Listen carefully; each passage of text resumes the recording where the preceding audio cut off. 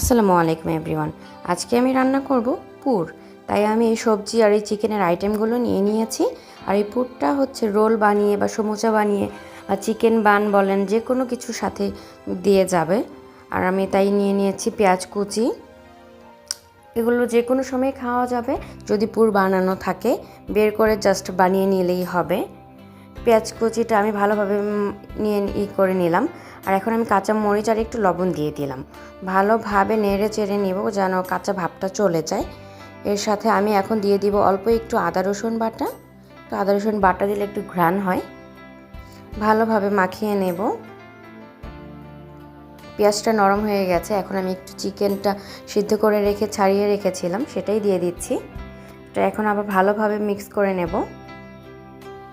আর এখন দিয়ে দিব গাজর। এগুলো আমি গ্রেট করে রেখেছিলাম। গাজরগুলো গ্রেট করে রাখলে একটু ভালো মানে ক্রাঞ্চি একটা ভাব থাকে। আর অত মোটা হলে খেতে অত ভালো লাগে না। আমি বাঁধাকপি কুচিও দিয়ে দিলাম। এখন ভালোভাবে মিক্স করে নেব।